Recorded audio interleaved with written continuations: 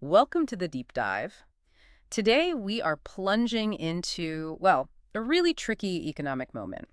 We're looking at the United States in June 2025. And our focus.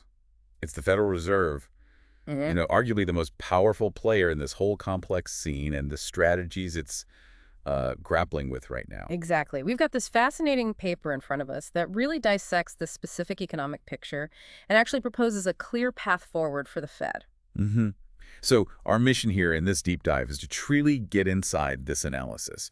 We want to understand the core challenges the Fed is facing, grasp the recommended strategy that's presented. And really distill what's most important for you to know about this, well, critical juncture for the U.S. economy. Right, let's do it. Okay, so let's jump right in by setting the scene. The paper we're looking at describes the current economic picture. This is June 2025, using terms like elevated complexity and uncertainty. Wow, that jumps right out. It does, and right away it highlights that classic bind the Fed is always in, balancing its dual mandate, aiming for stable prices and maximum employment. And according to this analysis, that balance is maybe more difficult to strike now than it's been in a long, long time. It certainly sounds like a challenging mix. The paper gives us some specific data points that paint this complicated picture. Let's start with inflation. Okay, so on inflation, the paper describes it as persistent. Now, the headline CPI figure might seem kind of manageable, around 2.4% annually. Right. But the core inflation rate, that's the one that strips out volatile things like food and energy to show the underlying trend that's notably higher. It's over 2.8%. And that core number is significant because it tells you where inflation is really, sticking, right? Things like services or rent that don't bounce around quite as much day to day. Exactly. It suggests the price pressures aren't just like temporary shocks. They're more embedded in the economy. Okay, but here's the twist. Usually you see persistent inflation when the economy is like booming, right? Right. Overheating. Right, but what's fascinating here is the growth picture is quite different. The paper notes the economy is actually decelerating. Decelerating. Yeah. How much? Well, it points specifically to the Q1 2025 GDP figure. It was negative, meaning it's 0.3%. Wow. Yeah, and the source is pretty blunt about it.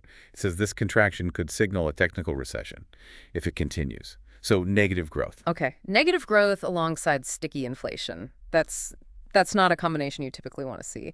What about the job market in all this? Is that showing weakness too? Well, the labor market is still holding relatively strong. The paper describes it as strong but vulnerable. The unemployment rate is still quite low, 4.2%. That sounds pretty good still. It does, but the paper notes mixed signals. It indicates there are signs of weakening or maybe softening demand for labor in some specific sectors. So yeah, strong overall, but maybe not as bulletproof as it looked, say, a year ago. Okay, so let's recap. We've got slowing growth, maybe even negative growth. We have inflation that's persistent underneath the surface, and a job market that's strong but showing some cracks. Mhm. And the source brings in another layer of complexity here, external factors. Yes, it does. It highlights the impact of restrictive fiscal and commercial policy that's currently in place. Specifically, it mentions rising tariffs under the current administration. Ah, the trade stuff. Right, and the retaliatory tariffs from other countries. The paper argues these make imports more expensive, which just adds another layer of inflationary pressure into the whole mix. Okay, let's try and unpack this because, wow, we have this really unusual combination, slowing growth, potentially even clipping into recession, plus inflation that isn't going away easily, and it's being amplified by these trade tensions. That sounds like a really, really difficult tightrope for the Fed to walk. It absolutely is, and this combination, it raises the specter of something quite dangerous. Yeah. Stagflation. Stagflation. Explain that again quickly. That's where you have low or negative growth happening at the same time as structurally high inflation. The paper explicitly calls this one of the most difficult scenarios for a central bank. Why is that? Because their standard tools, primarily interest rates, often make one problem worse while trying to fix the other. Raise rates to fight inflation, you might kill growth. Cut rates to boost growth, you might fuel inflation. Right. It's like being a doctor with the patient who has both a high fever and really low blood pressure. The medicine for one might make the other worse. That's a good analogy. So, given this really tough spot, what does this paper recommend the Fed, led by Chairman Jerome Powell, actually do right now in June 2025? Okay, so the analysis lays out a pretty clear recommended strategy. And maybe the most striking part is its primary recommendation for this June meeting. Yeah. Maintain the interest rate. Keep the federal funds rate stable right where it is, 4.25, 4.50%. Hold steady. Just do nothing. Even with the economy potentially shrinking and inflation still high? Why? Well, the reasoning is really rooted in that uncertainty we talked about. Yeah. The paper argues the Fed should avoid precipitate decisions right now. Hasty moves. The priority, it says, has to be controlling inflationary expectations, making sure the public and businesses still believe the Fed is serious about getting inflation back down eventually. So it's about psychology almost. To a large extent, yes. And crucially, the paper recommends giving it more time.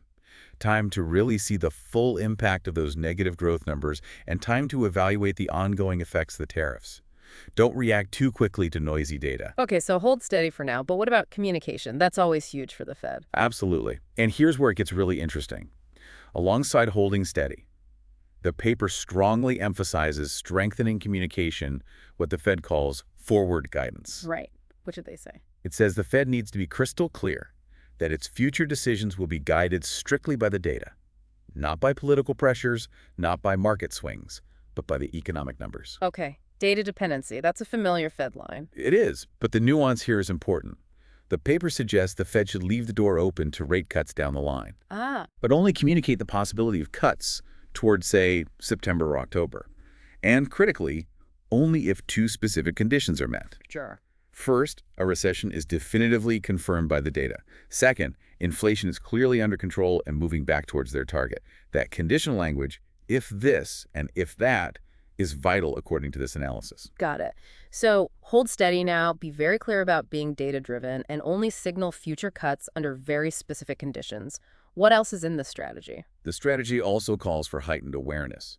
The paper uses the phrase intensifying vigilance over potential systemic risks. Systemic risks like what? Well, it lists specific areas to watch very closely. Yeah. Any unexpected side effects from the trade war, how the global slowdown is really impacting the U.S., and keeping a super close eye on domestic indicators like credit conditions, business investment levels, and how much consumers are actually spending. So basically, watch everything very carefully. Pretty much. And there seems to be a strong warning in the paper against acting too quickly on the other side, cutting rates too soon. Right. Tell me about that. Yeah, this seems absolutely critical according to the analysis.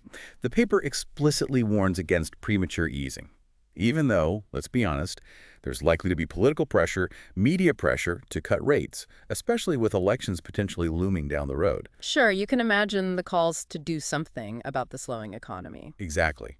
But the paper warns that cutting rates too early could de-anchor expectations for inflation. De-anchor expectations, Meaning if businesses, consumers start thinking the Fed isn't really serious about fighting inflation anymore, maybe because they caved to pressure, they might start building future price increases into their own decisions, like asking for bigger wage increases or raising prices more readily. Creating a self-fulfilling prophecy that makes inflation harder to tackle later on. Precisely. It could cause more long-term damage even if it provides a short-term boost.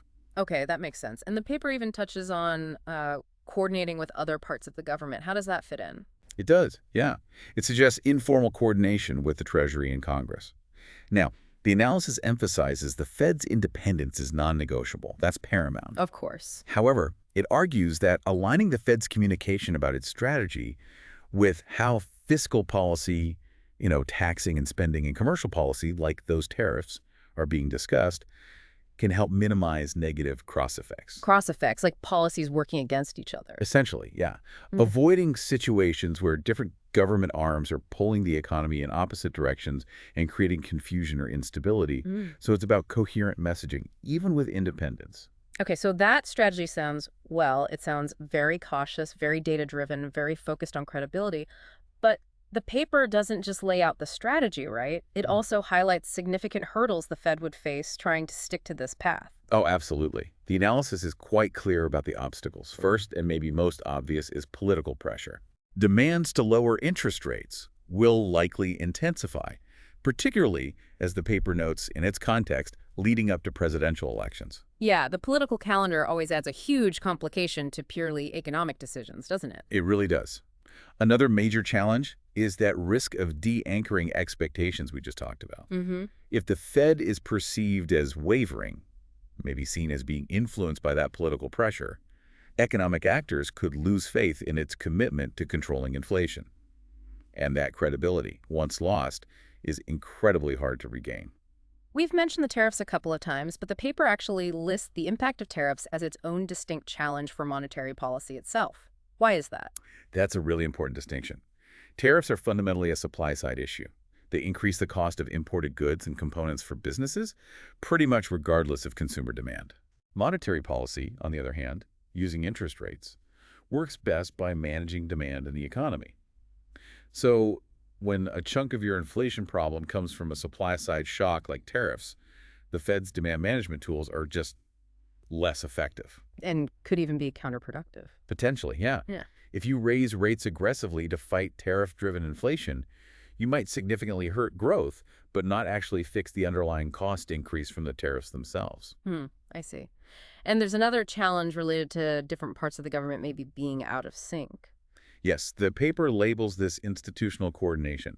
It points to the potential for shocks or conflicts when you have restrictive monetary policy. The Fed trying to slow things down with higher rates running up against potentially, say, expansive fiscal policy or those protectionist trade policies. Like Congress trying to stimulate the economy while the Fed is trying to cool it. Exactly. Or if tariffs are actively raising costs while the Fed is trying to lower inflation, they can counteract each other and create more uncertainty and instability. And underlying all of these challenges, it seems, is the Fed's core strength, or maybe its vulnerability, its independence. Precisely. The final and maybe the most fundamental challenge listed is maintaining credibility and autonomy. The paper states very clearly that the Fed's ability to remain independent from partisan interests is absolutely essential for navigating this period effectively and making the tough, data-driven decisions required. Okay, so let's bring it all together. We have this really complex economic picture that persistent inflation, the decelerating growth, the external pressures from tariffs, and we have these significant challenges the Fed faces in trying to manage it all. Given all that, what's the paper's ultimate distilled conclusion? What's the bottom line for the crucial June 2025 decision? Well, the analysis concludes that in this kind of environment, no decision is simple. There's no easy answer. But for the short term, for this June meeting, the most sensible decision is to maintain rates without changes. Hold steady. And the core reasoning behind just holding steady again. The paper argues that holding steady does two key things. First, it reinforces the Fed's commitment to its dual mandate over the long run. Second, and maybe more critically right now, it helps avoid what the paper terms the double risk. The double risk of. The risk of both falling into a deeper recession and simultaneously losing control of inflation by easing policy too early, perhaps under pressure. Holding steady is seen as the least risky option in a risky situation. You know, what's fascinating here is how the paper doesn't just offer a specific policy recommendation like hold rates. It consistently underpins it with these broader principles: the need for prudence, the importance of maintaining a long-term vision, and rigorously protecting the Fed's credibility. Yeah, those really seem to be the essential guideposts, according to this analysis, for navigating this specific, very tricky economic dilemma. So we've taken a deep dive into this paper's analysis of the U.S. economy in June 2025 and its recommended course for the Federal Reserve. We've seen the specific data points, that stubborn core inflation, the negative GDP growth number, the mixed signals from the labor market. And how they combine to create this really challenging mix, pushing towards that the potential risk of stagflation we discussed. Yeah. The analysis really emphasizes how critical the Fed's actions, or maybe even its inactions, are in this moment. It highlights that incredible difficulty of balancing the need to support growth without letting inflation get away, all while navigating those significant external pressures from trade policy and, the internal pressures from politics.